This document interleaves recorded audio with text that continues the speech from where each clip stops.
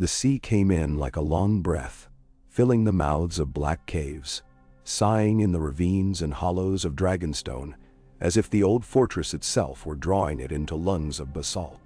Davos Seaworth stood on the outer rampart with the hood of his rough-spun cloak whipped back by the salt wind, and felt the place set its weight upon him, as a hand might come to rest on a shoulder.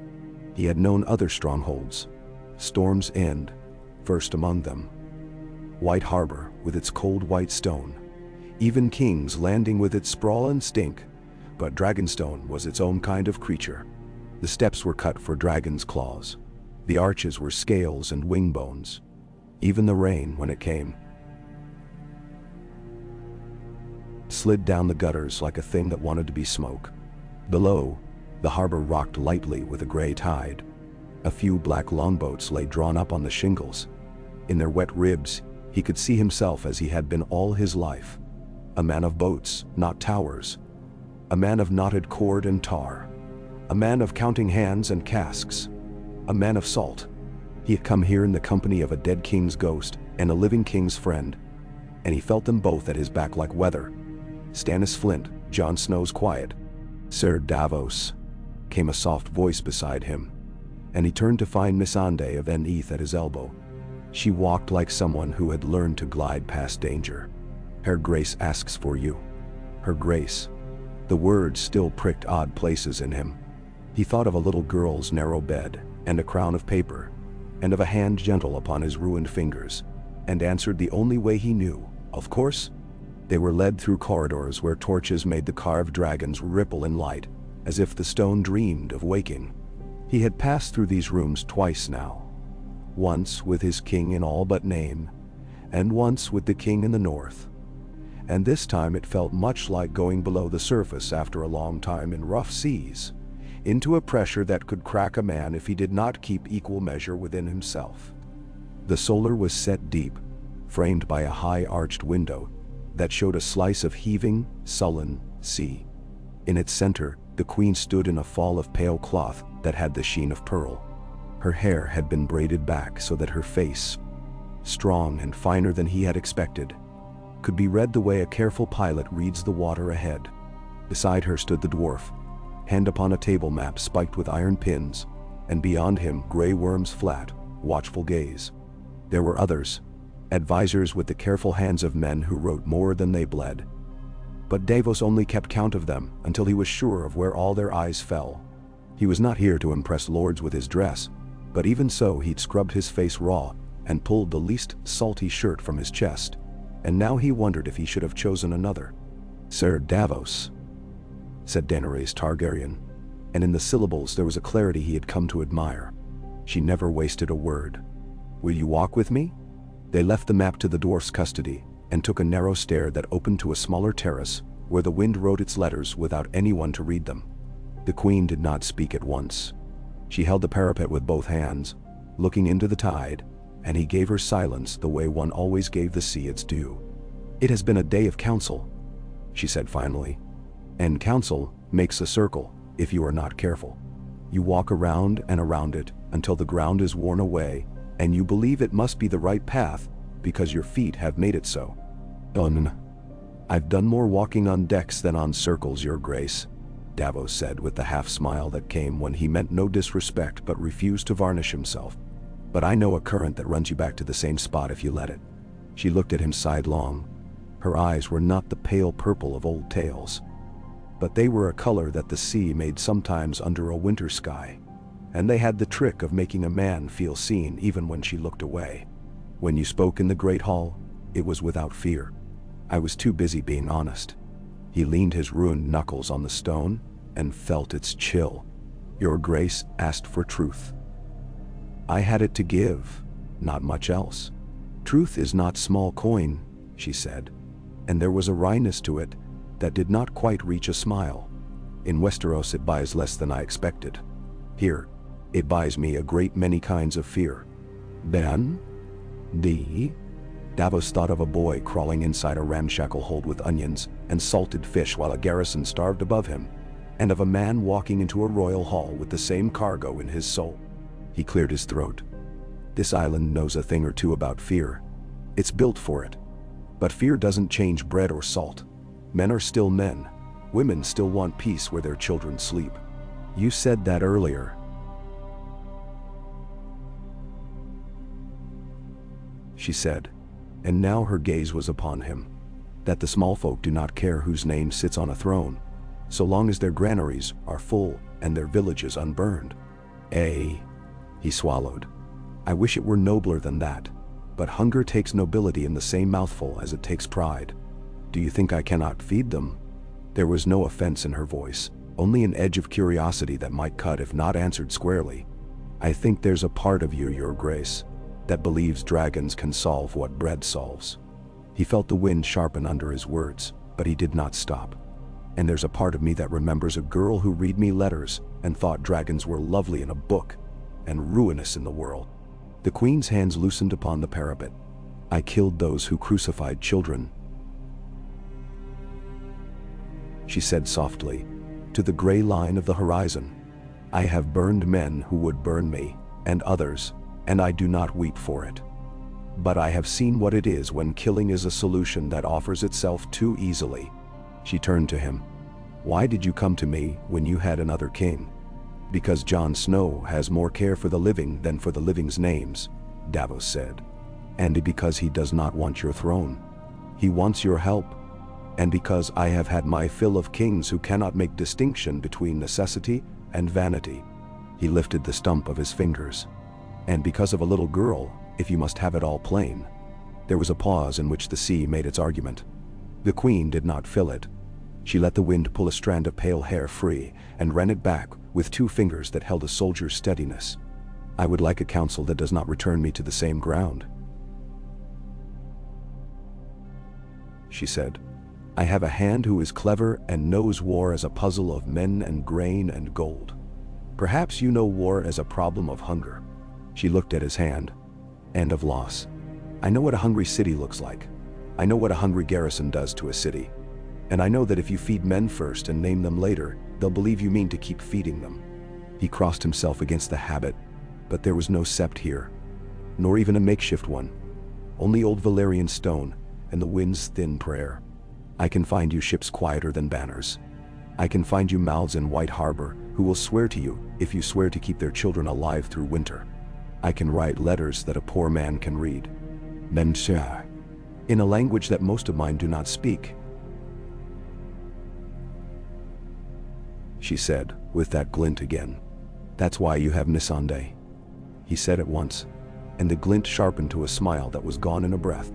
And I can teach your soldiers to listen to fishermen about tides. They stood with it between them. Not a badge given or a pledge taken. Only a sense that something had changed its balance, like a deck after cargo has been shifted. Below, a high cry cut the air. Davos looked up in spite of himself. The sky above the inner keep was briefly folded. Then the great black of a wing cut the light, a curving blade of shadow. And then the dragon was there. Its body the wrongness that the eye insists upon in the midst of the possible.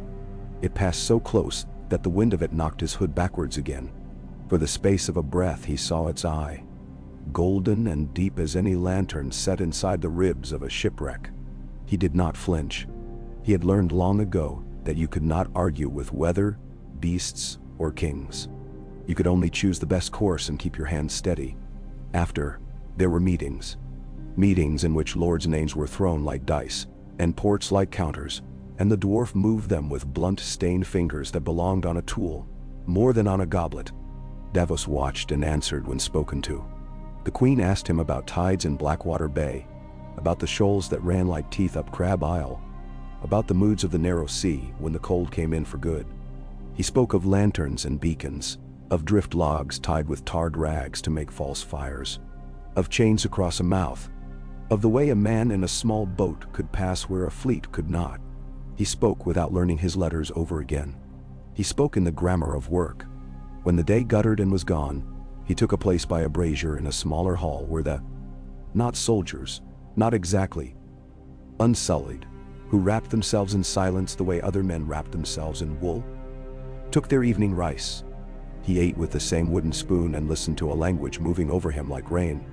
A boy from Gulltown. No boy, if you looked at his eyes.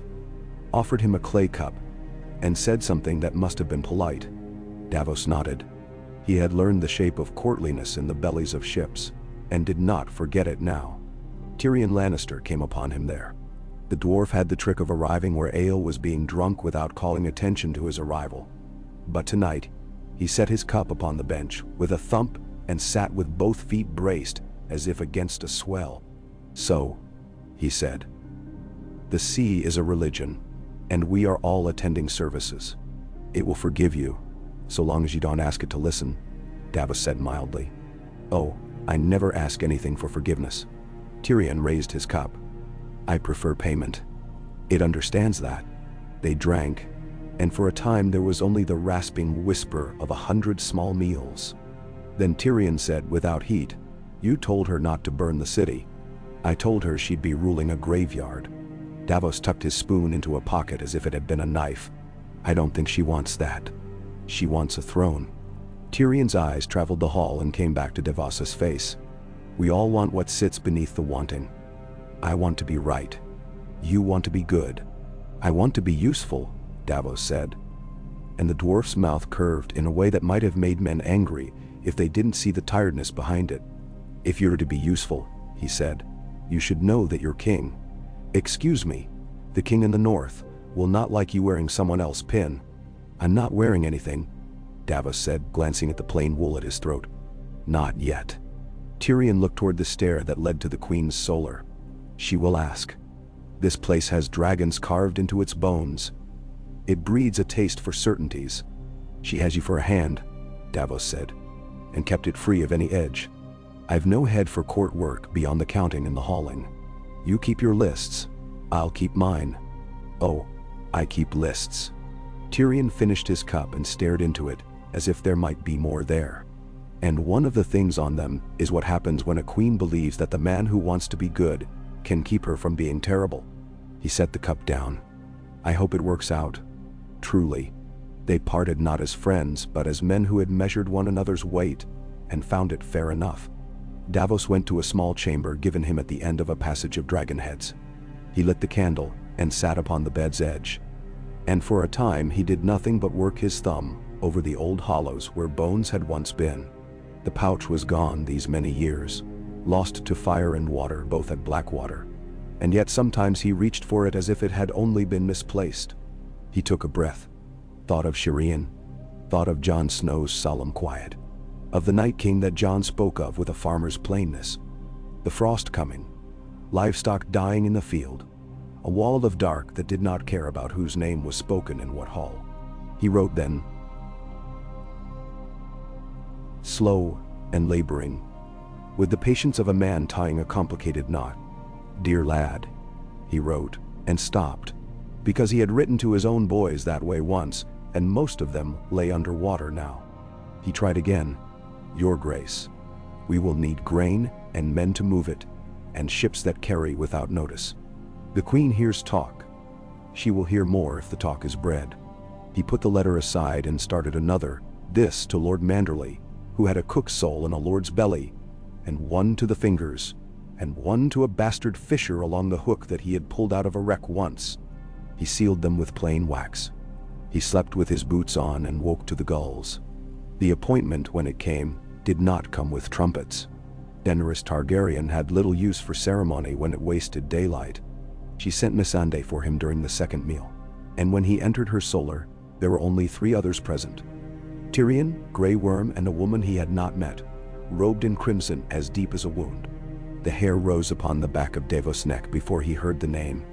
"Melisandre," he said, and his mouth tasted of ash. She inclined her head in that way of hers that meant everything and nothing. "Sir Davos, there will be none of that," he said to the Queen without looking away. "If she's to stay, I am to go." "There will also be none of that," the Queen said, and her voice was stone. "The Lady Melisandre has been told she is not welcome in the north. She is not at Dragonstone to stay." "I go to Volantis," Melisandre said, in the tone of a surrender that is also a prophecy. "I go because I must return. All must return." "You will not return," Davos said, and it put heat into him that made the backs of his eyes sting. "Not while I draw breath." Your breath is smoke, she said kindly. So is mine. The fire remains. She looked at the queen. You will need a firebearer. There is cold in this land, deeper than even your dragon's hunger can eat. Then Chow. I will need men who do not lie to me, the queen said. You lied to a father about what his daughter needed to be in your god's eyes. Melisandre smiled. Small and painful as a knife without hilt. All gods eat, she said. Yours too. Grey Worm made the motion of a man who will remove a problem if told to do so. Daenerys lifted one finger, and the motion stilled. I asked you here, Sir Davos, because you will say to my face what you would say behind my back. I asked her here.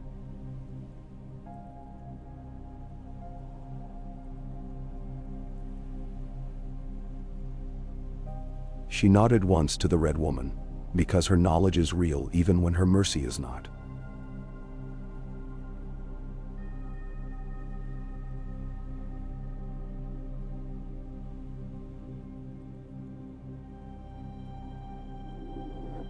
A dragon's shadow, as if summoned by the phrase, crossed the window. Davos did not move. His throat worked, and then he bowed, as a man bows to something inevitable that pleases him less than it pleases him not to be a different man. Your Grace, he said. Thank you. Do not thank me for what ought to have been obvious, she said. Then, to Miss Anday, bring the pin. The pin was the old shape. A hand, open, wrought in pale metal. The fingers narrow as truth.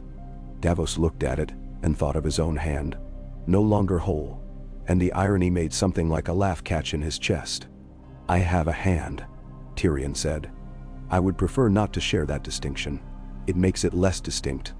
You are my hand in war, the queen said, and in strategy. Sir Davos is my hand to the realm, to the people to whom we keep promising better days. She took the pin and turned it between her fingers. It seems to me a queen may require more than one hand. The realm certainly expects more than one kind of touch. The dwarf was silent long enough that the wind took the moment and began to tear it into rags. Then he bowed, with something almost like relief. How fortunate for you, Sir Davos, he said lightly. It means that when this all falls to pieces, the blame will be divisible. It never is, Davos said softly. Daenerys stepped close enough that he smelled something faint from her hair. Lemon? Or the memory of it? She pinned the badge upon his plain cloak, and for a beat of time the cool of the metal lay upon his breast like a small, careful weight. Swear it, she said. He had sworn in more places than some lords had ridden, and each time it had cut something away. There was less of him left now, but what remained was harder to sand smooth. I swear by the salt and the stone, he said, because the seven would not have him. To be honest even when honesty buys me worse than silence. I swear by my children's bones, what the sea has not taken and what it has. To put bread before banners where bread will save lives. I swear by what I have been and what I will never be to tell you when you are wrong and to help you be right. I swear to be your hand to the people, your grace, so long as you are not their fire. And now, there was a breathing in the room that he could hear. The Red Woman's mouth was a line of thought. Tyrion had put his hands behind his back and was studying the dragon carved in the mantle as if it would answer a riddle. Grey Worm looked nowhere and everywhere, as men do when they consider danger. Rise, Daenerys said. And he did. We have to feed a realm in winter and arm it against the dead. We have to teach lords to listen and peasants to speak. We have to win a war in which the winning may be the part that kills us. That's all, Davos said, because sometimes if you did not say something like it, the fear would take your tongue altogether. That is all, she said, and her mouth did not show teeth, but it showed iron. He went to work. He started with letters. He wrote to White Harbor first, as he had drafted the night before, and then to Sisterton and Lord Godric Borrell, who was a little lord with a long memory, and a wife who had nursed his nephew through a winter flux, when no maester would come, and then to the Selsails who had carried him once to Skagos on a fool's errand, and again to those who had not. He wrote to merchants who had never seen a court, but could recite the price of grain in their sleep, He wrote to harbor masters whose sons had worked under him for a season and learned to coil a rope properly.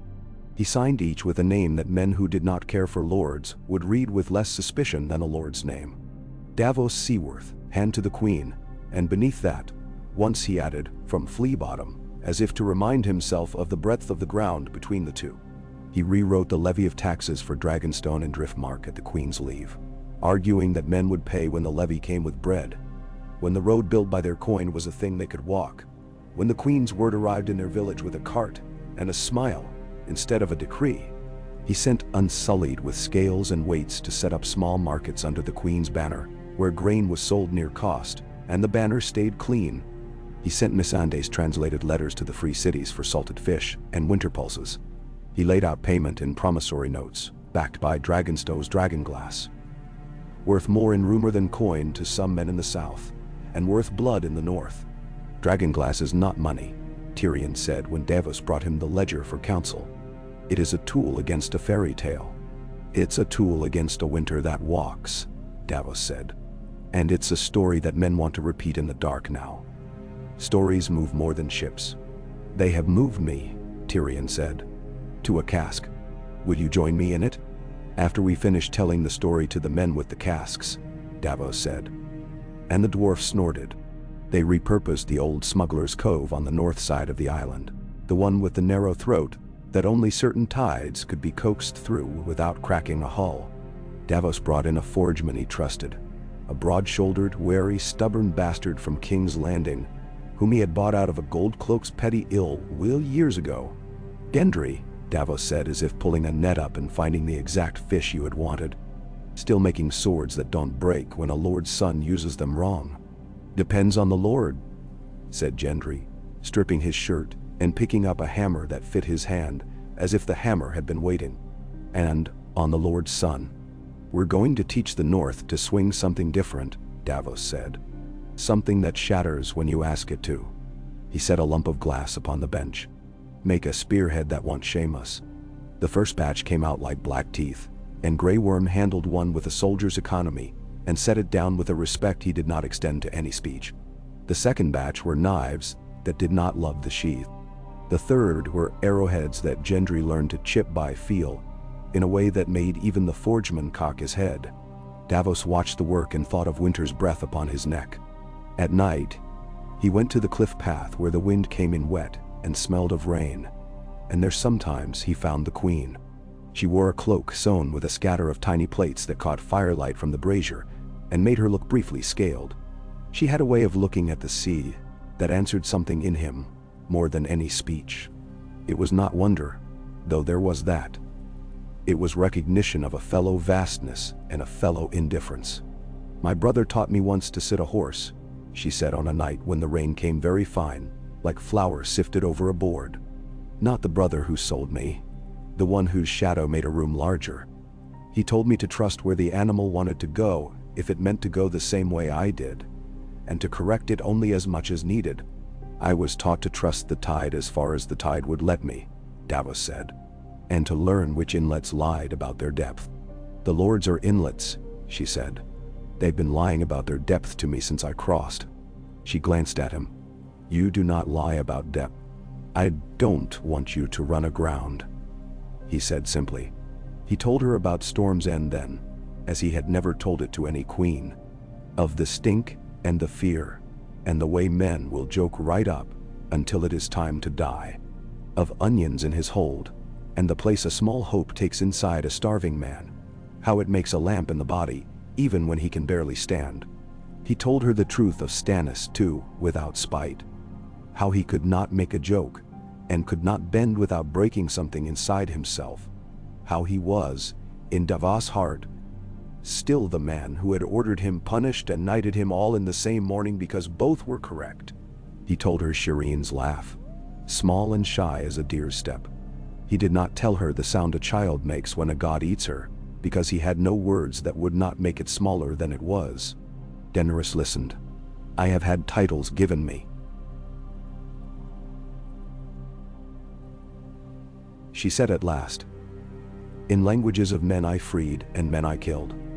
I have made new chains and broken old ones. What I want now is not to be a breaker or a maker. I want to be a keeper of something that is not terrible. Do you understand? Aye, Davos said, his voice a threat in the wind. I do. The war moved while they spoke of keeping.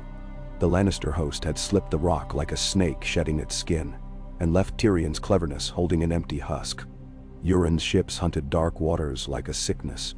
The Queen's face changed slightly around the eyes when the reports came in, the way the sky changes when the rain decides. She wanted to fly. Davos saw it as a man sees the wave that will take his boat if he meets it wrong. Give me 1 week, he said at the council table, hoarse with lack of sleep. 7 days, Your Grace. In that time, we can set fires where the sea thinks there should be shore. We can move grain into the fingers of the crown lands, so the farms that must be left behind are not lost for nothing.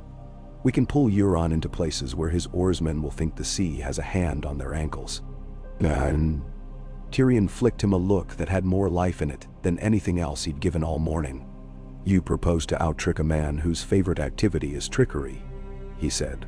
I propose to feed men while he is entertaining himself, Davos said. I propose to give him a small victory that will taste like victory and sit like a stone in his gut when he realizes he cannot digest it. Daenerys' finger tapped once, twice, on the board.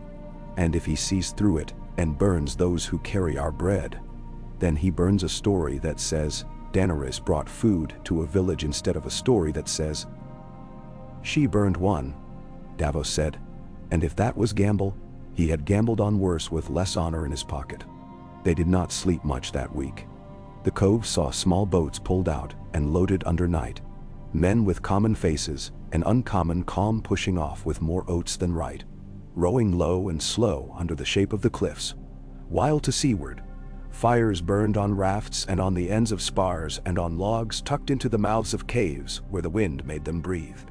Euron's ship struck stupidly at glow and shadow, breaking oars and temper both upon stone they thought was timber.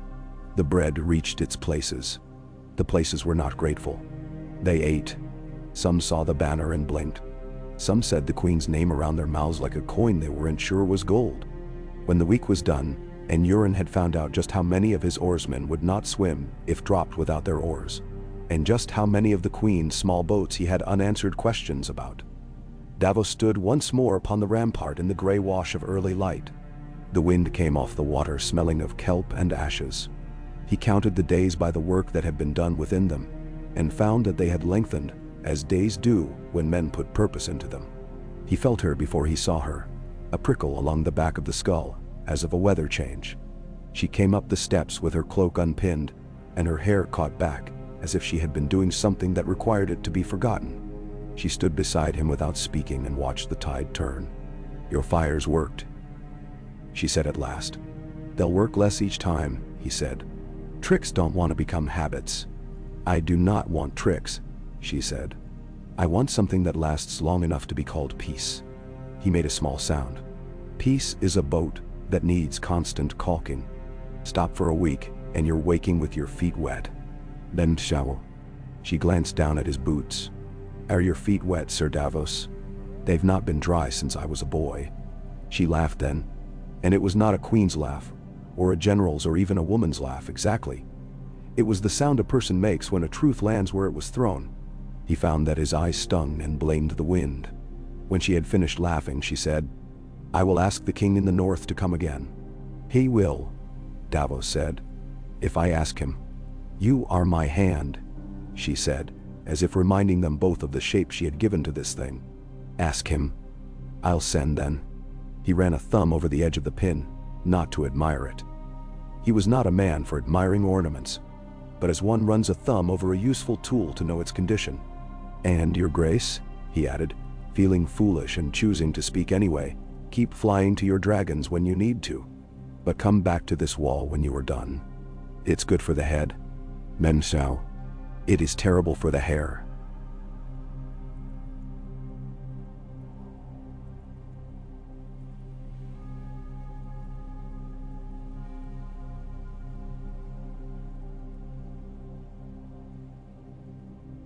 Deadpan, and a gust sent a strand whipping across her mouth.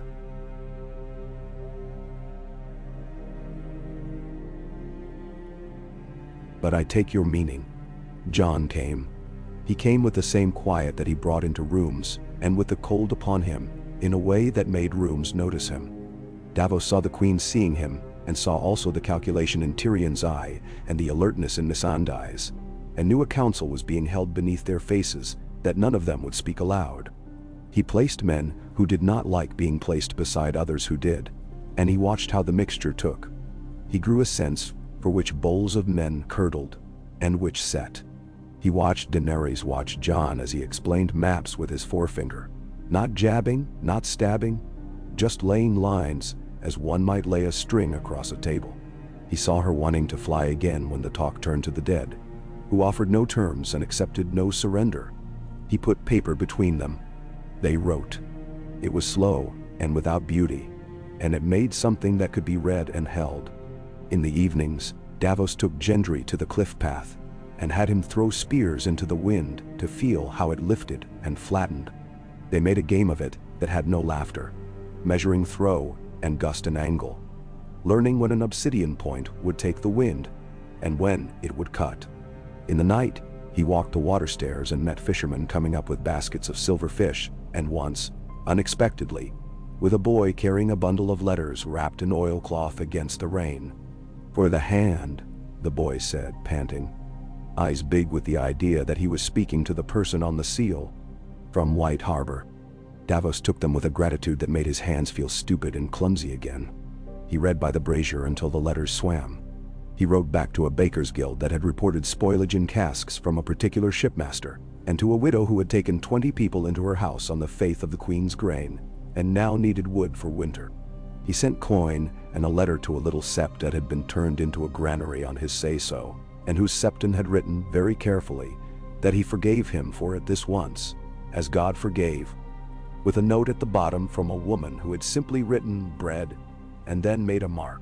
He went down to the cove one night on the smell of rain and found Melisandre there, cloaked and hooded, watching the black water move as if she had been waiting for it to catch fire without her help. He stopped far enough away to make a body's difference. "You are not gone," he said. "I am always gone."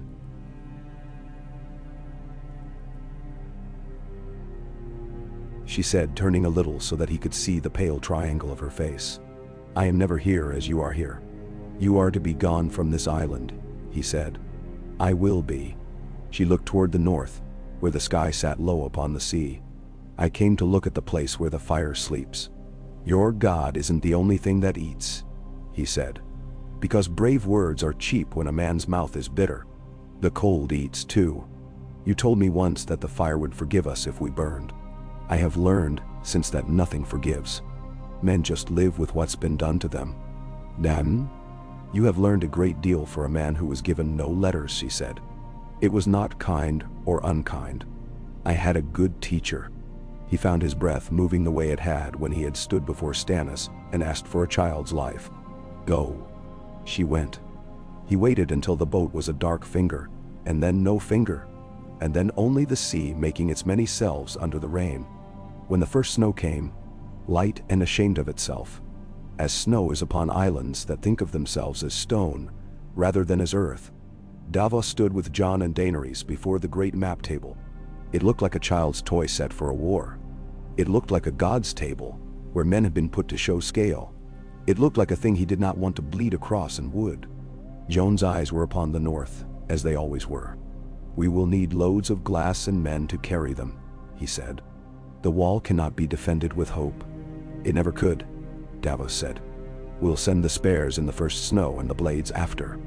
Daenerys watched Jon's hand hover above Winterfell, and then retreat, as if it would be a trespass. "And we will need a show of something that is not fire," she said. "Something that speaks in the language of men who do not kneel without sense." Davos nodded, the pin bright in the candle's light. "Then we will give them sense. Bread. Wood. Salt. If we cannot give them the sun, we'll give them something to see by. Lenderwiner. And if Cersei sends her own bread, and writes her own letters, and promises them their old lives back with a little more coin in it," Tyrion asked, idly, though nothing in him was idle, "then bread is not enough." Then bread is only competition, and she knows competition. Then we will give them a reason to cook with it, Davos said. Something more than a full belly. A memory that is not of fear. A story, as I said. You will smuggle them stories? Tyrion's mouth quirked. I've smuggled worse cargo, Davos said. And poorer men. Daenerys' hand came to rest upon the table, palm down, as if willed to stillness. When the dead come, she said, quiet and simple, none of it will matter. Bread, stories, gold, oaths, only a line that holds. Lines never hold without the men behind them, Davos said. And men do not hold without reasons. He looked at her. Be the reason, your grace. Not the fear of you. The thing they can look at when the night tells them they are alone. She met his gaze. There was something like heat beneath her skin. The kind of heat that does not blister but dries the wet out of you. If I ask to fly, she said, into a sky full of bolts and stones and words, will you say no? I will say wait, Davos said. And I will say, if you must, then do it when the smell of the sea tells you it's time. And I will say come back before you forget what this wall looks like. You love this wall, she said. And there was amusement in it, and faint affection. I love what happens to a head on it, Davos said. The wind takes the madness out. So does the cold. Nan. Snow thin as ash blew past the window. Missandei entered with a list of names written in 2 hands, one neat and looping, one plain and spare. Davos took it and read aloud the ones that mattered now. A fishing village on the Blackwater with 10 households that had pulled in 2 drowned men from a Lannister wreck and buried them with prayers to no god. A septon in Rosby who had opened his granary without permission and expected none. A shipmaster in Gulltown who had turned his coat 3 times and was looking for a 4th that would keep him warmer. Give him one, Daenerys said, when Davos had finished, but make it thinner than he likes. The room breathed out something that might later be called ease. That night, a gale took the island and shook it like a dog. The great beasts in their courtyard lifted their heads and roared at the sky, and the sky gave them nothing but rain. Davos lay awake with the storm in his bones. He rose and went to the hall and found it as he had thought he might. The queen by the fire, barefoot, her feet pale against the stone, her cloak thrown aside, eyes full of lightning's ghost. I hate being inside stone when the stone is afraid, she said without preface. It feels like sleeping in a dragon's mouth. It's built not to break, Davos said. But everything breaks if you hold it wrong. He held out a cup. Tia, not wine. Your good influences, she said, and took it. Will you sit? I sit better when there's something for my hands. He pulled the ledger closer. If we shift the grain from Driftmark now, before the next sea fret, we can get it to Rosby on the tide after. They'll see our banner in the rain, and remember who came in the storm. Then, you enjoy this, she said, not accusing, simply noticing. Not the power. The making of paths where there were none. A man likes it when the knots he ties hold, he said. I've tied enough that slipped. It's good to feel one bite. Lightning crawled along the ceiling, like a white eel hunting. She said, if we live to see what the dead have for us, it will be because of 1,000 knots that held. Not because of 3 dragons. It will be because of both. He said, honesty a habit too large now to be shed. Your dragons and your hands that don't let the rope go. My hands? She said, and looked at the pin on his breast. And yours. There came a day, not many after, when a rider blew in half dead with a message that said Euron's ships had gathered like crows at the headland, and that the Lannister host was drawn thin across a road that ran from a granary to a city, and that there were fires behind them that they had not lit. Davos read it and felt, in the muscles of his jaw, the old readiness, as if his body had been waiting these many months for something honest to push against. You want to fly, he said to Daenerys, because he could see it fill her like breath. I want to burn him until there is nothing left to float. She said, with a hunger that made the air thin. "Bread first," he said. "Burn last. If you light that road, your grace, you'll light men's winter. If you take his ships, take them with water. Let me show you where the sea will help." They went to the map. Dot.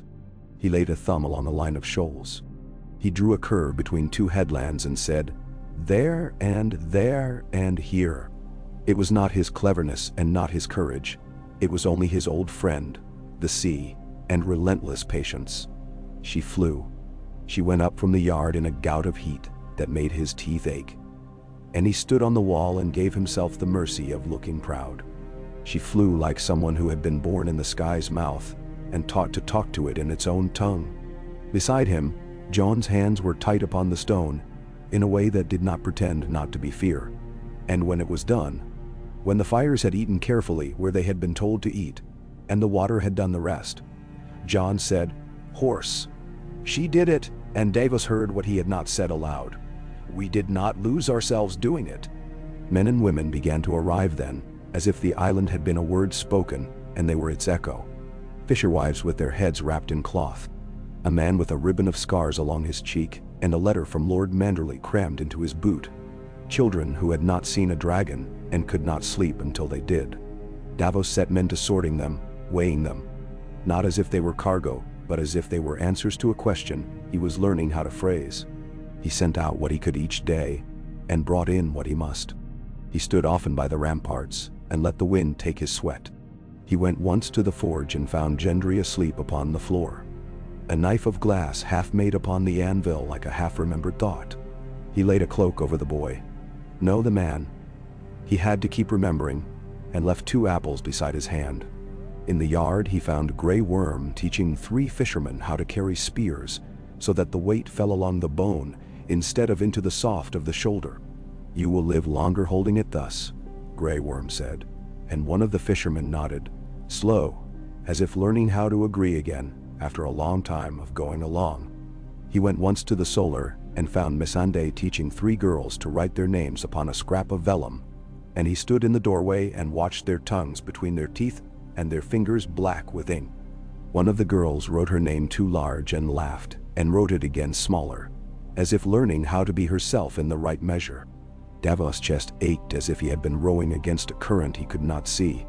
"Sir Davos," Missandei said, seeing him, "you are to be in council." "I am always in council," Davos said wearily. "In this one there will be wine," she said with the ghost of a smile, and he nodded. When he entered, Daenerys was standing at the window with snow on her hair that had not melted yet, and Jon was at the table with his hands in his belt, and Tyrion had found a chair and was balancing it on 2 legs, with the frown of a man daring gravity to argue. They all looked up. "Euron has pulled toward Old Town," Tyrion said, stopping the chair with a thump. "The Citadel is not gold, but old men's minds are. He thinks he can frighten knowledge into silence." "The Citadel isn't frightened by anything it can categorize," Davos said. "It's terrified of anything it can't." "Then we give it a category," Daenerys said. "We give it a visit. A dragon on the Hightower's steps will turn categories into ash." Tyrion said dryly, "Which I am not entirely against." "We will send words first," Davos said. "Missandei will make them pretty. I will make them plain. We will send a letter with a knife of obsidian and ask them what name they have for what it kills. They will write us back a book. They will write us back a book about the books they would write if they had time," Tyrion said. "Then we go without them," the Queen said, and there was the love of decisive movement in her voice. "Go with them," Davos said, and felt their eyes upon him. "Not because you need their blessing. Because the men who need your bread will trust their blessing. Not everyone has learned to trust a dragon who does not eat them." "Your hand," Tyrion said, "to no one in particular. He is not wrong. Annoying, but not wrong." "Good," Daenerys said. "I am tired of being wrong." She looked out the window where snow fell now without apology. She breathed in, and the room breathed with her. "We are going to make a realm out of people who have been taught they are not a realm," she said. "We are going to feed them and ask them to stand, and ask them to kneel where kneeling makes sense, and ask them to run to the wall and not away from it." We are going to do this in winter. Aye, Davos said, his hand upon his chest where the pin lay cool. That is when it matters. He thought of Shireen, a little queen of her own small bed, of how she had believed that kings were only men who had agreed to be better than their fear. We'll keep our promises while we're at it. And if we fail, Jon said, without the drama of a man who likes to imagine failure, but with the plainness of someone who lives inside its shadow, we will fail still having kept them. We will not fail, Daenerys said. We will die. We will live. We will be remembered. We will be forgotten. But we will not fail. When the council ended, Davos stepped out into the courtyard and let the snow lay upon his hair. It was not the snow of the north which bit. This was a southern cousin that did more for the eye than the bone. He closed his eyes and heard the sounds of the island. The forge's ring, a child's cry, a dragon shifting its great weight, as if uncomfortable in a world so small, the sea's endless lesson. He opened them and saw a woman at the far edge of the yard watching him. Not Melisandre, though the color she wore brought her to mind. She had a face that carried grief and a letter in her hand. He went to her. "Hand," she said, and put the letter in his fingers as if it burned. "They told me to bring this to the man who makes the bread go where it should. My husband's gone. My boy's gone. My girl's coughs blood. They say there will be food for us if we go to Rosby. They say the Queen's ships don't ask for coin. Bendero. They don't," he said. He opened the letter and read, and it was as she had said, and more, and he looked up. "What's your name?" "Oline," she said. "Oline from the Blackwater. Oline of no house. Oline of this realm," he said gently. He took her by the elbow and brought her into the warmth of a smaller hall. He set the letter before a clerk and saw it move to a list, and then to a ledger, and then to a man who would see to carts and bodies, and the thousand small motions by which care becomes real. He brought her a cup and watched her hands shake around it. He watched until the shaking slowed. When he left her, Daenerys was at the doorway.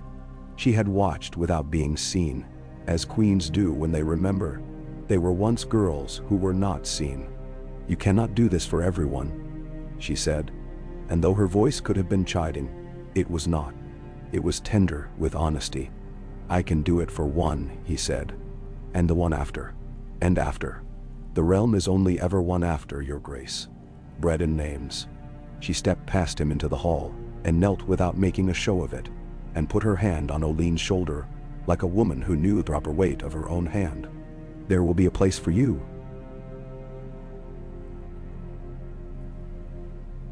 she said. And Oline looked at her like a storm looks at a break in the cloud, and smiled a smile that had had no practice. Davos watched and knew he had chosen the right queen, or perhaps the right work, which was as near as a man like him would ever come to the right king. He went back to the wall and put his hands on the stone and felt the island breathing again, the old dragon making room in its ashen basalt chest for a winter full of living lungs. He sent his letters. He walked his paths. He counted his casks and his spears and his debts. He watched dragons learn the discipline of not eating what they could eat. He watched the queen learn the discipline of not taking what she could take. He watched the king in the north learn how to stand in a southern room without hating the room. He watched Gendry sleep and wake and make, and Missandei write and speak and make understanding out of air. He was hand to the queen, and his fingers were not whole, and his heart was not unscarred, and the winter came on like a tide that had decided at last to swallow all it had ever lapped. He had a smuggler's calm in him, and a father's grief, and a knight's duty. And he suspected that what he was would not be enough. He was wrong and right about that by turns, as men always are. At night, when the fortress sighed, he would sometimes find the queen again upon the wall, and sometimes they would speak, and sometimes they would not. Once she said, "When this is done," and stopped, as if the words had broken of their own accord. "When this is done, we will be tired," he said, "and hungry, and there will be men who say they did it all. We'll let them talk, and then we'll sleep. And then we'll have to do it again," he said. Peace is as greedy as war." She laughed softly and laid her hand upon the stone beside his, and the two hands, one whole, one not, rested there as the wind moved over them, and the sea came in and went out, and the island kept watch. Ah, Ka. The snow did not last. By morning, it had slicked back into water, a sheen across the stones that made men walk like old hounds, careful-footed and muttering. Davos trod it without thinking, the way a man steps a wet deck, heels low, weight soft. He had learned long ago that if you fought what was under you, it threw you harder. Ravens came. The first was from White Harbor in Lord Manderley's spare, knuckled hand. Davos read and heard the man's voice behind it, the cook who kept his knife clean even when his apron was not. "If bread is to be given in my name," it said, "it will be warm. If fish is sent, it will not stink." The handwriting did not waste flourishes on gratitude. It spent itself on what was needed. "We will grind on the night watch if need be. Send more sacks. The ships you promised that do not look like ships would serve us well. I will have my harbor watch dress as fishers when they come in." The note closed with a name Davos had not expected to see there. Willa Manderley, who added a line in a girl's careful strokes. "Your bread arrived. We used the Queen's salt." Davos smiled without meaning to. He wrote back at once, pinching his tongue between his teeth while the words lined themselves like men before a gate. "Bring the millstones under cover. Do not let the pinions freeze." He gave them a trick he had learned in a hard winter of his own. Set flatbread racks over the brazier's throat and hold the dough thin so it blistered quick. Bread you could eat walking, bread that fit inside a hand, bread that could be carried like a letter. He drew a little square to make his meaning plain, in case some clerk took the drawing for a signature, and the words for ornament. The second raven was from Old Town, the seal of the citadel pressed in with a scholar's severity. He slid it with his thumb and found what he had expected. Ice-smooth words that said little, the centuries looking down their noses at the days. "We acknowledge receipt of a specimen of obsidian and a blade fashioned therefrom. Our records do not concur as to its use against the entities you describe. Winter, as announced by the White Raven, is declared in accordance with mean temperatures and historical precedent." The letter went on to list years like a chant, and to explain to him the movement of seasons, as if he were a boy asking why water ran downhill. At the bottom, a smaller hand had added a separate slip, folded and tucked neatly. It was not sealed. It read in a plain script, "There are things the books do not say. I would speak with those who have seen. My name is Samuel Tarly." Davos put that one aside a moment, feeling in his chest the cranky creak that came whenever men who kept rooms full of candles refused to learn the dark by stepping into it. The Queen was at the map table with Missandei, speaking softly over a column of names. Davos waited, as one does at a door that is not one's own. And when Missandei glanced up, he lifted the citadel's seal between finger and thumb, like a fisherman showing a fine but bony catch. Daenerys took the page and read, and by the end her mouth had tightened at the corners where it did when something offended her sense, not of dignity but of proportion. "They will not help because they have never named this thing," she said. "They will help because there are men there who get tired of being right in a room that does not know the weather," Davos said. He handed her the smaller slip. "This one will help because he can't stop himself." She read that and looked up quickly. "Tarly," she said. The name tasted like iron. "Randall Tarly is my enemy." "Samuel's his son," Davos said. "I met him at the wall, when I came to ask for men, and left with fewer friends and more honesty. Do you trust him?" "I trust the way he looks at people," Davos said. "Like he's surprised by the good and taking notes on it so he won't forget." He touched the letter. "He writes like that. He'll give us more than a white raven. He'll give us the words that make men with quills hold still." "Send for him," Daenerys said, then paused, turning the thought in her hand like a coin. "No, Dot. It will take too long, and he will be watched. Send letters he can read without being seen reading. Send stories that look like fish recipes. If he is what you say, he will read the bones you hide." Menshawa. Missandei's eyes brightened with the spark she got. when a language offered her a puzzle.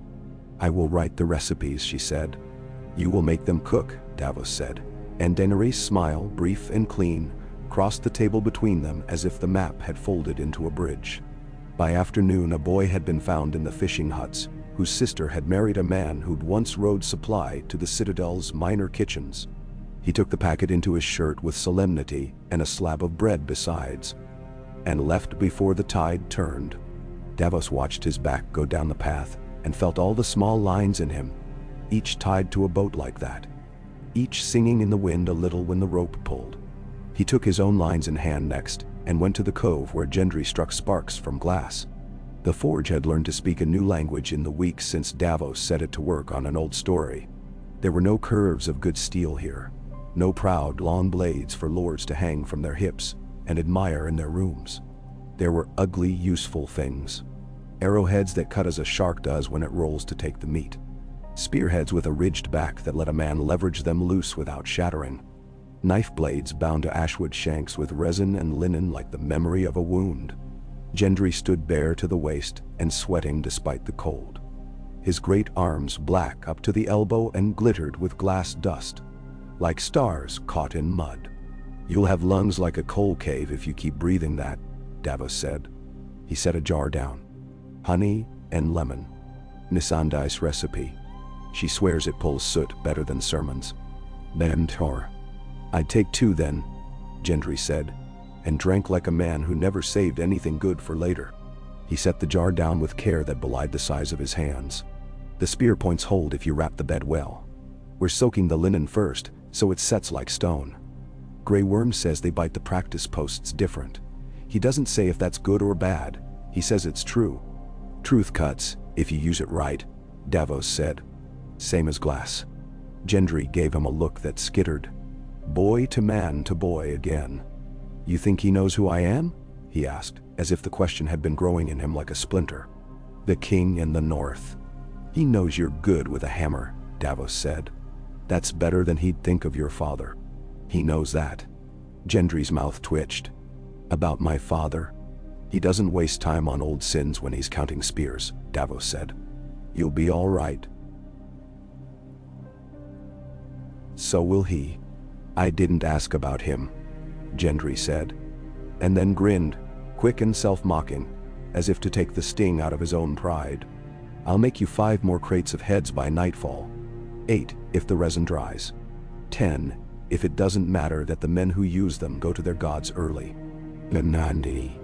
5, Davos said, "and go to bed before the resin tells you what to do." In the yard, Grey Worm had the men from Rosby standing in a line, as if they already formed part of a wall. They were not soldiers yet, not even close. But he set their hands correctly and refused to let their backs compensate for what their feet would not do. Davos watched him without interfering. The commander spoke as if each word had to pay for itself in blood. He did not waste one. When a man's elbow floated, he walked to him and pressed the bone with 2 fingers until the arm understood how to carry weight. When a spearhead chipped, he turned it so the light showed the flaw and said, "I do not blame you. Fix it." When one of the men, red-haired and raw-voiced, coughed up a laugh at a comrade's mistake, Grey Worm did not scold him. He set the laughing man 2 paces forward and had him stand in front of the others while he talked about how death finds the man who stands wrong, and then the ones behind him. The laugh left the yard, and the lesson stayed. Davos took the road to the cliff, while the day still had its pale strength, and found the queen there with Jon, both cloaked and standing near enough for weather to pass between them, as if they were one obstacle. The sea below was slate and shouldered itself against the shore like a patient ox. Jon had his glove off, and was running his fingertips along the salt-slick stone, as if the island could tell him something he did not already know. "You should come below," Daenerys said when Davos approached. "There's a place that belongs to this island as much as dragons do. I have been told I should see it. I would have you see it with me." "Then so." He inclined. It still surprised him to be included in a queen's we, but he had stopped making a show of it. "I go where I am useful. In this, you are what you are," she said, and for a moment, there was something like amusement at the corner of her mouth. An honest pair of eyes. They took torches and went into the old bones of Dragonstone. The passage breathed its damp upon them, and narrowed in places, so that Jon's shoulder brushed the wall and left a smear of soot. The floor dropped like the tide, and then the dark opened, and the light off their flames hit it all at once. Glass, layered and veined, the earth's frozen fire folded into a chamber no hand had made. The walls had been cut in places by some long-ago pick. In others, they had been polished by nothing but the patience of water. And there, along a run where the stone had stayed a little softer, were the figures. Davos had no love for ancient things when they came dressed as prophecy. He had seen too many men wear old stories like armor, and use them to hit children. But he stood and saw the shapes. Men and not men in wispy strokes that did not try to be exact. A circle of small hands around a larger one. A line of spiky figures with eyes like chips. He did not say children of the forest. He did not say first men. He said because it was what he had to give. Someone wanted something remembered. They wrote it down in a way that doesn't wash away. Jon's torch lifted and threw big shadows. He took a step closer and then another. And he did not smile, and did not start, and did not kneel. He only breathed out. Long. A man who had been believing something hard and had found at last a place where his belief could sit down. They fought together, he said, touching the edge of a line that showed shapes like men and shapes not like men facing spikes. Once. And forgot it again, Davos said. As men do when their bellies are full and their children stop coughing. Daenerys was very still. Her torch burned straight, her arm steady as a spear held by a soldier who knows how not to let the point wander. I do not like being told to believe, she said. I do not like being brought to a place to be convinced of a thing by pictures. But I do like proof when it comes with a steady hand. Her voice changed slightly. I will fight them. You will feed them first, Davos said, because the habit of it had settled in him like bone. When she looked at him, he did not lower his eyes. And then fight for the ones the bread keeps standing. Her mouth did not show teeth. It tightened, and then it softened, and the breath she took seemed to lighten the torch a little. Bread first,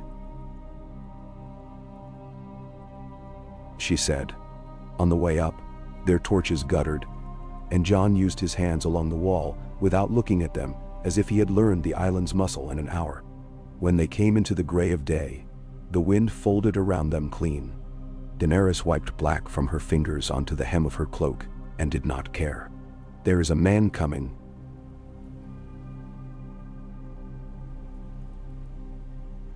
she said.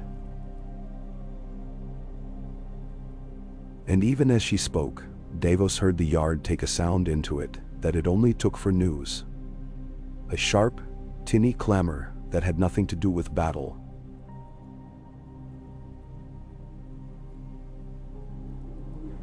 He knew the man by his bearing across the stones before he saw his face. A soldier's set, an exile's gaze.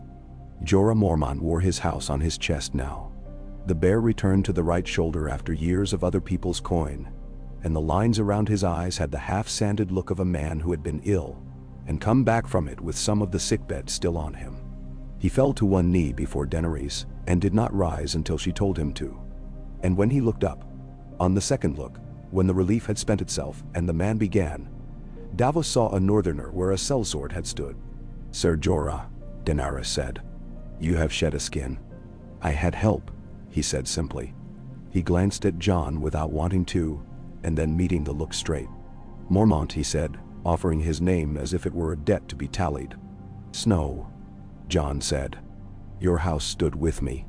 He did not say Lyanna's name as if it were a banner. He let it be a spear behind him.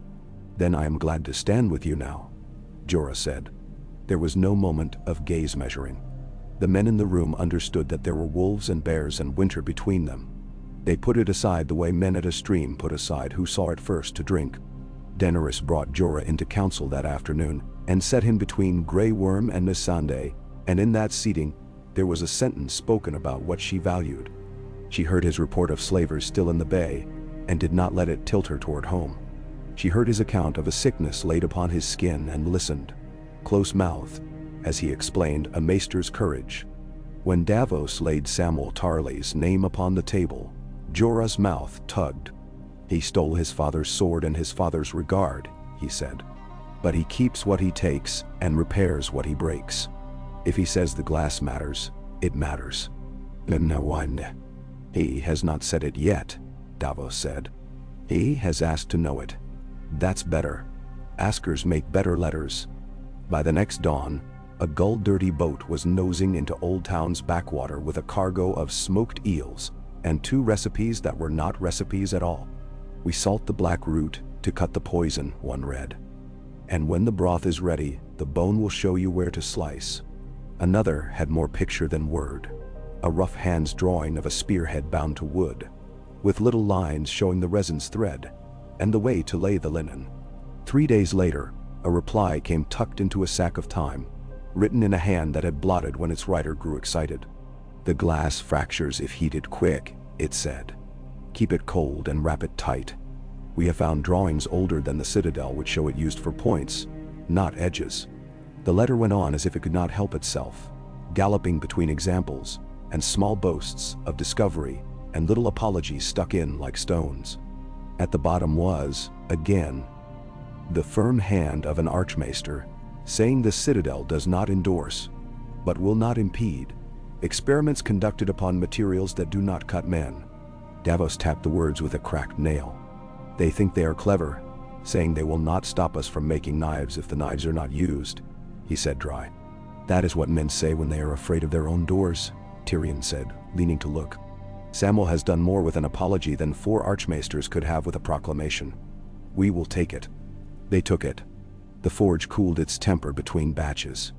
Gendry taught 3 more boys to work by feel instead of pride, and when one of the boys cried, stung by a sliver that had slid under his nail to the quick, Gendry took the boy's hand into his own and pressed the flesh to push the sliver back up. "Hurts more now," he warned. "Hurts less after." That was true too. Davos went ashore at Rosby under a sky like dirty wool to stand in a makeshift market, whose wattle fence had been mended with lengths of rope and willow. The Queen's banner hung above it, not large, not loud, its 3 heads a little faded, as if to say that there were better things upon which to spend dye. Men brought coppers that had not seen daylight for years, scraped out of jars buried under hearthstones, and women brought needles and buttons and half-spent spools of thread, and a copper pot with a crack near the rim. They weighed out grain for fair measure, and wrote names in a ledger that Missandei had designed, so the writing could go from left to right, and also from right to left, without losing any of its meaning. When a levy rider in red and gold tried to turn the tradesman's scales with his thumb, Davos met his eye and set his own thumb on the rider's wrist. 2 old sailors' calluses meeting and holding. "Weighs fair," he said, and the rider snatched his hand back as if scalded. "You are stealing from the crown," the man said, voice high with the thin courage of authority. "I'm taking from the Queen to give to the realm," Davos said. "That's called ruling." He could feel eyes leaning in from all around him like grass bending toward a sun that had come out. The rider looked at the banner and then back at Davos' plain cloak and the pin upon it. He considered what it would be to reckon with a dragon when all he had was a horse. He settled for spitting near Davos' boot and wheeling away in a flutter of cloak that did not impress anyone. The market breathed again. A girl with a scabbed lip handed her biscuit back to be weighed when the scale wavered. Davos cut her a sliver more on his own and put it in her hand without looking at her mother in case it made the woman feel small. On the way back, he walked the long curve of the shore rather than take the cart track. It was a habit he had when decisions pressed. Let the sea rack him a while, and see what shook loose. The tide was creeping up over eelgrass and old rope. He stooped to pick a length of the rope, salt-rotted and pale as bone, and found his fingers tightening around it without thought, as if it were a relic. He had never been one for relics. He kept walking until the land pinched in, and the black teeth of rock made a choke point. And there he stopped and stood above it, measuring the distance with his eye the way a man measures a beam for cutting. When he went back, he had a new trick to set in Euron's way. The Greyjoy did not send word. He did not bluff or posture or promise. He arrived like rot, quick and quiet, and deep at once. Watchfires in the night showed sails where there should have been stars. Driftmark's fishermen heard oars where there should have been seals. Davos had already set a net that was not a net. A run of old chain and new cable laid low between 2 points that seemed too far apart to catch anything, and anchored with stones that knew the seabed's shape better than some captains did. He had run pitch in the air of old wine casks, and sealed them tight, and sent them floating under the surface, where a shallow swell would pull them toward a channel no pilot but 3 knew. He had set, also, men with horns in 2 separate hollows to confuse the echo. When Euron came with his sails like bruises and his oars a black comb upon the water, the sea around him was as calm as a liar's face. And then it was not. The first of his longships hit the chain and slewed, cursing the hidden muscles of the tide. Oars snapped like dry sticks. Men shouted, and then the shouting went down under the sound a hull makes when it forgets it is wood and believes itself to be stone. The second ship tried to correct, and took the casks. When the arrows came, 100 little tongues of fire. It wasn't a blaze as in the stories, no river of orange eating men alive. It was a cough, and a spit, and then a slop of flame sliding along crevices, and settling into corners, as if gathering itself for a better moment. It did not kill many. It slowed everything and panicked the oars. It put men's hands on their own throats for long enough that the current could take them where it had been told to take them. Daenerys did not fly. That was the hardest thing she had done since she could remember. She stood upon Dragonstone's high wall in armor that was more wool than steel, and watched the dark far shapes meet the darker near shapes, and put a hand on the stone, and did not lift it. Jon stood near her and did not ask her to wait. Tyrion drank without drinking. Davos counted. When at last one of Euron's ships found a patch of clean water and swung its stern to bring the ram about, gray and certain as a hammer coming at a kneecap, a dragon's shadow crossed the channel, and a roar shook the gulls out of the cliffs, and that was all. The big ship hesitated. Men are men even when they are pirates, and in that hesitation the current made up the difference, took the keel where Davos had asked it to, and laid the ship down along a reef that had enjoyed being coal-black and anonymous for a century. "Not fire," Jon said, voice raw to all. "Not this time." "Not most times," Davos said. "Leave them some to tell about." Euron did not drown. He was too mean to drown. He tore his fleet loose with a butcher's calm and fled backwards out of the choke like a rat coming out of a wall. The things he left floating behind him were not noble. Crates and a broken chair, and 3 dead men who had been boys last winter. The men of Driftmark pulled the boys in with the same care they used on the crates and the chair. Davos watched them do it, and felt in himself the old impulse to apologize to someone, anyone, for what the sea is. He had never found the right person to take that apology. He turned instead and walked into the yard where Daenerys stood with her chin lifted a fraction, the measure of control she afforded herself in victory. He bowed his head briefly. "You kept your word," he said. "I kept my counsel," she answered. "Yours." She exhaled through the nose. "I would have liked to feel the heat." "There was heat," he said. And the look they shared then was one of the strange ones. Salt and iron, and something like softness moving through both their eyes and leaving no mark. There will be days for it. There were.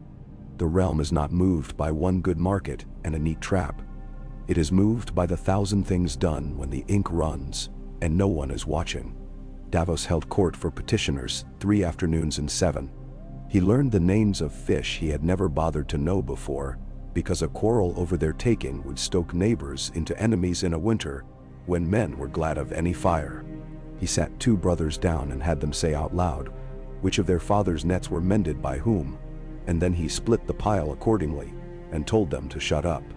He fined a man 1 day's bread for passing a clipped coin, and when the man cried that he had done it without knowing, Davos handed him a weighted scale and made him weigh out pebbles in the square until the scale stopped lying to his eye. He saw 3 girls teach 3 other girls to write their names in the back of the hall while he ruled, and he pretended not to see them and did not chase them off. And when one of them wrote her name hard enough to tear the parchment, he felt a stupid sudden wish to tell Shiriar that someone would have read her a story here. Missandei's markets took on a shape. She put the cleverest and least honest men and women in charge of the numbers where everyone could see them. She hired a woman who had once kept an account for a brothel and knew to the last breath what a man would pay for and what he would not. And she set her to balancing handouts against pride. She sent one letter that was not meant to be read at all, filled with lines of her own script and a few Valyrian words in between, as if they were spices. It came back with a single reply scrawled in the margins. "It is worse than the books say. The ice will not be diverted by logic. Tell your queen that if she must burn this thing, she must burn it all, and then must live in the ash." "Samuel," Davos said aloud when he read it, because he could hear the man's breath behind the words. "You poor fat, honest lad. Send him food," Daenerys said. "Send him boots." Then, after a beat, "Send him a knife too, one of the ones the boys made. Let him hold the thing he is writing about." They sent him a knife with a handle wrapped in duskin, and a blade that was not beautiful, and would not be broken if a clumsy hand lifted it wrong. Davos wrote on a scrap of better vellum than he had used for his own lord's letters, because he wanted the man to feel the weight of the queen's care. "You will not be asked to fight with it," he wrote, "just to hold it and tell us something true." The white ravens came thick one morning, as if the sky had grown a crop of fat, fussy birds that wanted to be noticed.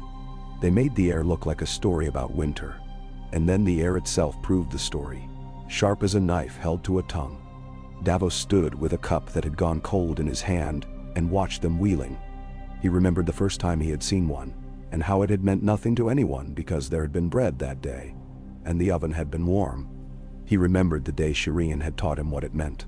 He found himself walking to the forge as if the birds had called him there. Gendry had his shirt on this time, which somehow meant the work had gotten harder, not softer. There were rows of wrapped bundles tied with cord, each tagged with a name and a number that Missandei had devised so she could know, without opening, which would go north and which west, and which to small towns where kings had never bothered to send anything but levies. "You'll break your back before you run out of linen," Davos said. "I was doing that anyway," Gendry said. Then, because he had learned in recent weeks the rhythm of Davos' questions, he volunteered the answer. "We started scoring the socket before we slipped the shaft." "Stops the shiver." "Good," Davos said. He rapped the bundle with his knuckles. "You'll put your name on one." "I don't need." "You will put your name on one," Davos said, "and let the weight of it land. For when some lord holds it wrong in his hall and tells a girl that a smith made it and a king saved him, give the girl the smith's name." Gendry swallowed and nodded. They both pretended to be looking at the cord. That afternoon, a messenger from King's Landing came not to the queen but to Davos, because there are habits even news does not break. He was a nervous reed of a man who explained, in a whisper, that he had been told once to run errands for the Onion Knight, when the Onion Knight was an onion, and not a knight at all, and that anyone who could run through a blockade could run through a city being starved for political purposes. Davos took the man's hands in his and drew them down until the fingers stopped fluttering. "Breathe," he said. "What is it?" "Bread riots," the man breathed. "Eyes white as gulls. The baker's street and the fish market. It isn't your bread that made them. It's the lack of it. But when the carts come, they say your name, not hers. They say the queen on the rock sends loaves that do not taste of ash. They say that," Davos repeated, and for a heartbeat he felt the old reflex, the desire to shrug the praise off and get on with the work. Then he did something different, because he was hand to the queen now, and not merely a man who could make a boat do what it was not supposed to. "We'll send more, and we'll send the story with it." "Memamto." Tyrion raised his brows when he heard that. "You're as bad as any of us for liking a rumor when it behaves." "It's not a rumor if it fills a belly," Davos said. "It's a truth men tell faster because it makes them feel brave without blood." He put 2 fingers to the ledger and moved them along a line. "We'll send the carts by night through the mud gate, and we'll have the bakers leave the loaves on the ground and step back. If the crowd carries them away, let it be the crowd's own hands that feed the crowd. No guards, no bribes, no weighing and measuring. Just bread. Bentawani. You are going to get some of those men killed," Tyrion said. It was not an accusation, it was the end of a thought. "You know that. I have gotten men killed for worse cargo. Davos said. And that was the same end. I won't write my name on it if I can help it. They sent the carts. They sent boys who could run, and 2 old men who had no taste for quiet rooms, and did not fear crowds because crowds were only men in pieces. They sent loaves stamped not with a sigil, but with a small 3-fingered hand, which Missandei said was either tasteless or perfect. And Davos said he did not mind which, if it could be seen in torchlight. They sent a few pots of fish stew ladled until the bottoms showed, and those fed more than the bread did because the smell alone took the edge off madness. He lay that night on his bed in his boots, with the ledger's ink on his thumb, and dreamed he was swimming in a city that had been flooded not with water, but with flour. And when he woke, he laughed quietly at himself, and sat up and went to the wall because it was a better dream than any of the others. Jon was there, and he did not speak, and Davos did not speak, and they stood and listened to the old dragon move in its sleep beneath them, as if the rock had found an animal heart to beat with for a little while. When they had stood long enough that the cold made their teeth complain, Jon said, "We'll need to move soon." Davos said. "The dead don't sit down for markets." He rubbed the back of his neck. "We're bound to lose count somewhere. When that happens, we won't stop counting. That's how it goes wrong when you stop." "You had a girl who kept you counting," Jon said. "Low." "I did," Davos said. "You have one too." "She's small and yells like a man twice her size." "Lyanna," Jon said, and Davos could hear the smile in it, though he couldn't see it. "She doesn't yell. She declares." "Ben?" "Same thing," Davos said. "I'll get your glass to her first." He did not, of course. Not first. Not like a hero in a story. He got it there among the first shipments, and if the girl smiled to see it, she did it with all the dignity in the world, and did not let anyone write the smile down. Davos sent a note with that shipment, addressing it to the house and not the child, though he knew perfectly well who would be the one to open it. "Be the reason," he wrote, because it had become the only thing he knew to say when a winter required more than steel. When the next letter came from Old Town, it was longer, and the hand that had written it had found a steadier stride. There was a drawing of a blade shown next to a man-shaped figure with lines where joints would be and little annotations in the margin that said things like "brittle here," "an angle of strike," and "if you can keep it cold until." It was a mess, the sort of thing that would have gotten a novice beaten by a meticulous master. And because of that, it was beautiful. At the end, on a separate scrap that had the look of having been tucked in slyly, there was a simple line: "I have told them it matters. They are afraid to say so. I am not afraid." Below that, "Gilly sends her regards. The boy's name is Little Sam, but he is as large as the world." "You like him," Daenerys said when she found Davos reading it the 4th time. "I like that he gives names to his bread," Davos said. "Makes it taste better to the ones who eat it." He lifted the scrap. "We'll need to give names to our ships when they go north. Not grand ones. Honest ones. Things men can call out in a storm and not feel like they're lying." "Them Sandal. Call one Shireen," she said before he could finish deciding if he should ask that of her. "If it will not cut you each time a man says it." "It will," Davos said. "But men go on bleeding whether their knives have names or not. Best to make something to bleed for. A ship's a good thing." They named a ship Shireen then, and one Onion, and one Drift. They named one Mercy, and one Bread. They named one Trident, and one Snow Song. Because Jon was there, and Missandei insisted that if they were to do this in 3 tongues, it ought to be done beautifully in all. They painted the names on with care. Gendry pressed a hand on the fresh paint of Shireen's name when no one was looking, and left 4 blunt fingerprints there. And later, when the paint dried, he tried to rub them away and decided not to. He said nothing of it to Davos, and Davos did not notice, and it was fine that way. The sea noticed. It notices everything. When the first convoy put out under a sky that had the color of steel armor washed too often, Davos walked the pier alongside the lines until the knots had been checked twice, and then once more for luck. Tyrion said something about "my hands and your hands and our hands," and then stopped himself, grimacing as if he had bitten into a lemon. Daenerys said nothing. She stood with her cloak pinned high and watched men making themselves small against a big thing. And when the last line fell, she lifted one hand. Just one. And that was enough to turn the pier into a place that would be described later as if it had been part of a story all along. It was not. It was only men pulling together, and that is better. They waited for weather to give them the next step, because even queens who burn cities must bargain with wind. They waited while Jon wrote a letter to Winterfell that did not say what he wanted it to say, because neither did the person he wrote to. And they both had more important work than to grow out of old words. They waited while Melisandre's absence cooled to a story told in the kitchen instead of a fear told on the wall. They waited while the Citadel decided it had discovered what Davos had told it. And while a boy in Flea Bottom learned that if he hung a cloth from his window in a certain pattern, a basket would rise in the dark, filled with loaves, and no one would knock. Davos did not pray. He took to sitting at the end of the quay in the hour before dawn, when the horizon was not yet a line but a suggestion, and counting in his head the things that were not yet broken. He had learned that it was kinder to himself to count that way than to tally the cost. On one such morning, he felt the bench above him move with weight that did not belong to a soldier, and he looked up and found Daenerys there, wrapped in a plain cloak with the hood up, face pale in the almost light. "You should be asleep," he said. "So should you."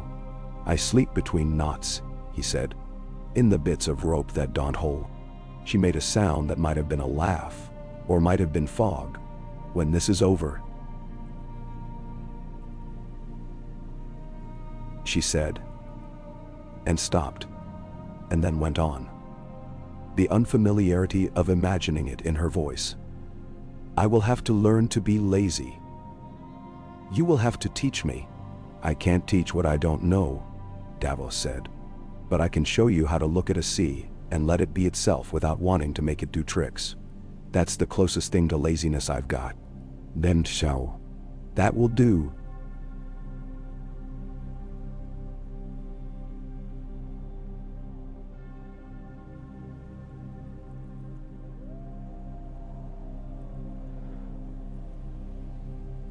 she said, and pulled her hood down and sat with him, shoulder to shoulder like two people who have learned the shape of each other's weight.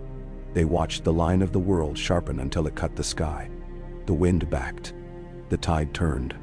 Far out, where the waves heaped like old men's backs, a spray lifted and hung. Whale or dragon, or simply the breath of the world. They watched, and did not need to name it to know that it was alive.